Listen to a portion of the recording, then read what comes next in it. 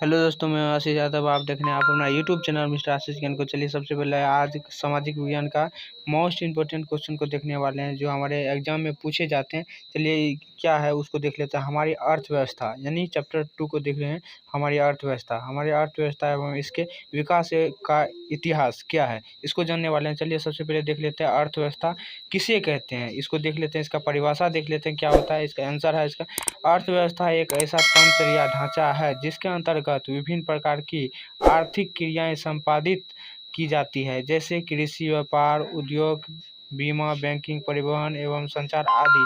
ये सभी चीज़ कहने का मतलब ये होगा कि जितने भी चीज़ अपना लोग आर्थिक अर्थव्यवस्था के ढांचा अर्थव्यवस्था का ढांचा ऐसे मतलब आर्थिक मतलब जीवन में जितने भी चीज़ कर रहे हैं ना वो हमारे अर्थव्यवस्था के अंतर्गत आता है। मतलब जितने भी हम काम कर रहे हैं वो किस चीज़ के अंतर्गत आता है, अर्थव्यवस्था के अंतर्गत है। अर्थव्यवस्था आप लोगों को समझ में आ गया। उसके बाद देखिए हमारे क्या है जो सतत विकास क्या है। सतत विकास हर एक एग्जाम में पूछा जाता है, सतत विकास क्या है, तो ये बात आप लोगों को याद होनी चाहिए जो सतत विकास क्या है। तो चलिए सबसे पहले इसका आंसर है सतत विकास का शाब्दिक अर्थ है ऐसा विकास जो जारी हो सके, टिकाऊ हो सके, तो उसे क्या कहते हैं, सतत विकास। कहने का मतलब ये होगा कोई भी ऐसा विकास शुरू करिए, कोई भी ऐसा विकास का निर्माण करिए जो बहुत दिन तक चले और वो टिकाऊ हो सके, तो उसे हम क्या कहते हैं, सतत विकास कहते हैं। आप लोगों को आसानी से समझ में आ गया। तो चलिए वीडियो में बने रहिए दोस्तों। यही क्वेश्चन आप लोगों को एग्जाम में पूछेगा। हम इंपॉर्टेंट मेन क्वेश्चन आप लोगों को बता रहे हैं,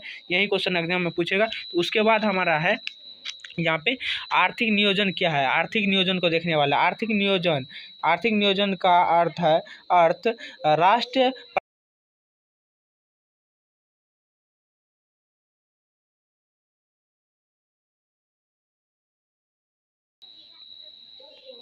प्राथमिकता के अनुसार देश के संसाधनों का विभिन्न विकासात्मक क्रियाओं में प्रयोग करना है। मतलब कहने का मतलब ये हुआ कि कोई भी आर्थिक नियोजन का अर्थ है राष्ट्रीय प्रतिभा के अनुसार, मतलब राष्ट्रीय के अनुसार देश के जो भी संसाधन है उसे अलग अलग विभिन्न मतलब क्या अलग अलग दिशा में उसे सही जगह पर उपयोग करना क्या कहलाता है, आर्थिक नियोजन कहलाता है। तो ये बात आप लोगों को समझ में आ गया। उसके बाद देखिए हमारा क्या है, ये क्वेश्चन तो आप लोगों को पूछेगा ही पूछेगा, 100% पूछेगा। काहे तो हर एक बार पूछ रहा है। तो सबसे पहले देख लेते हैं अर्थव्यवस्था को कितने भागों में बांटा गया है। तो इसको देख लेते हैं, अर्थव्यवस्था को कितने भागों में बांटा गया है। तो पहला देख लेते हैं, अर्थव्यवस्था को 3 भागों में बांटा गया है। तो पहला हमारा है प्राथमिक क्षेत्र। पहला क्या है, प्राथमिक क्षेत्र। दूसरा हमारा है द्वितीयक क्षेत्र और तीसरा हमारा है तृतीयक क्षेत्र। इसको देखने वाला है। और प्राथमिक क्षेत्र क्या होता है, द्वितीयक क्षेत्र क्या होता है और तृतीयक क्षेत्र क्या होता है, इस सभी का परिभाषा देखेंगे। चलिए वीडियो में बने रहे। प्राथमिक क्षेत्र क्या है देख लीजिए। प्राथमिक क्षेत्र को कृषि क्षेत्र, मतलब प्राथमिक क्षेत्र को क्या कहा जाता है, कृषि क्षेत्र भी कहा जाता है।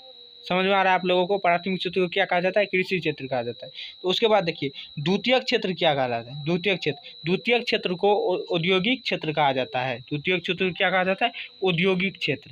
तो ये बात समझ में आ गया आप लोग को। उसके बाद देखिए तृतीयक क्षेत्र किसे कहते हैं। तृतीयक क्षेत्र को सेवा क्षेत्र कहा जाता है। ये बात आप लोगों को समझ में आ रहा होगा। तो तृतीयक क्षेत्र को क्या कहा जाता है, सेवा क्षेत्र। तृतीयक क्षेत्र को सेवा क्षेत्र, ये बात समझ में आ गया। तो ये क्वेश्चन आप लोगों को एग्जाम में 100% पूछेगा। तो आप लोग इस वीडियो को एग्जाम हॉल में घुसने से पहले देख करके ही जाए। तो रहने देते हैं इतना ही, फिर मिलेंगे नेक्स्ट वीडियो में। तब तक के लिए जय हिंद।